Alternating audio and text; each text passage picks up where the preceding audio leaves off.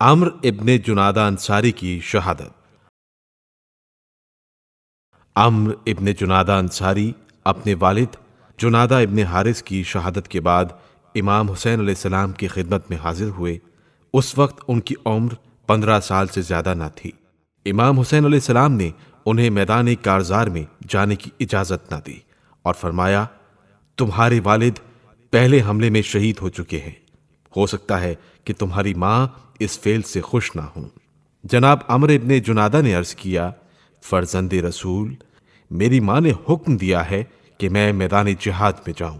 امام علیہ السلام نے اس کی بات سن کر اسے میدان میں جانے کی اجازت دے دی۔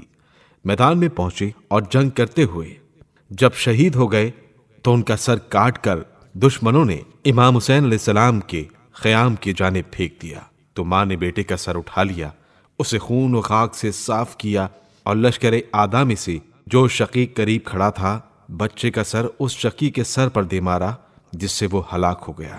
اس کے بعد یہ زن مومنہ خیمے میں لوٹ آئی اور ایک چوب خیمہ یا تلوار اٹھا لائی اور یہ رجس پڑھتے ہوئے آگے بڑھی، میں کمزور و ضعیف عورت ہوں، نحیف و سن رسیدہ ہوں، فاطمہ کی اولاد کے دفاع کی خاطر ضرب لگا رہی ہوں۔ یہ کہتے ہوئے دشمن پر حملہ آور ہوئی اور 2 سپاہیوں کو ہلاک کر دیا۔ اس کے بعد امام حسین علیہ السلام نے اس شیر دل خاتون کو خیمے میں واپس بھیج دیا۔ عبد الرحمن اور عبداللہ ابن عروہ غفاری کی شہادت۔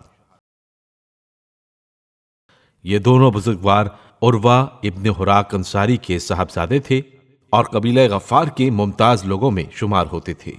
یہ دونوں خدمت امام علیہ السلام میں روتے ہوئے آئے۔ حضرت امام حسین علیہ السلام نے فرمایا، تم کیوں روتے ہو؟ انہوں نے کہا، مولا، ہماری جانیں آپ پر فدا ہوں، ہم اپنے لیے نہیں روتے بلکہ اس لیے روتے ہیں کہ آپ کو رنج و محن میں گرفتار دیکھ رہے ہیں اور اس بلا کو آپ سے دور نہیں کر سکتے۔ حضرت امام حسین علیہ السلام نے فرمایا، اس صبر و ضبط کی وجہ سے خدا تم کو پرہیزگاروں کی جماعت میں محشور کرے گا۔ امام حسین علیہ السلام سے اجازت لینے کے بعد یہ دونوں میدان جنگ میں آئے اور بہت سے لعینوں کو قتل کر کے راہی جنت ہوئے۔ امام زین العابدین علیہ السلام کے غلام کی شہادت۔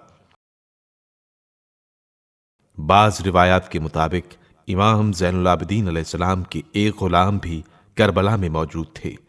وہ امام حسین علیہ السلام کی خدمت میں اجازت کارزار حاصل کرنے کی غرض سے حاضر ہوئے۔ حضرت امام حسین علیہ السلام نے فرمایا، تم اپنے آقا سے اجازت لو۔ وہ امام زین العابدین علیہ السلام کی خدمت میں آئے اور اجازت لے کر میدان میں گئے۔ 70 لعینوں کو قتل کر کے پھر امام زین العابدین علیہ السلام کی خدمت میں حاضر ہوئے اور عرض کیا، آپ میری خدمات سے خوش ہوئے یا نہیں؟ فرمایا، خدا تجھ کو جزائے خیر دے۔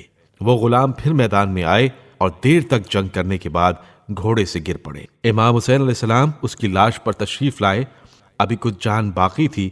آپ علیہ السلام نے اس کا سر اپنی آغوش میں رکھا اور رومال سے اس کے چہرے کا خاک و خون پوچھنے لگے۔ اس باوفا نے آنکھ کھول کر جب اپنا سر آغوش امام علیہ السلام میں دیکھا تو تبسم کیا اور چہرہ حسین علیہ السلام پر ایک نظر ڈال کر راہی جنت ہوا۔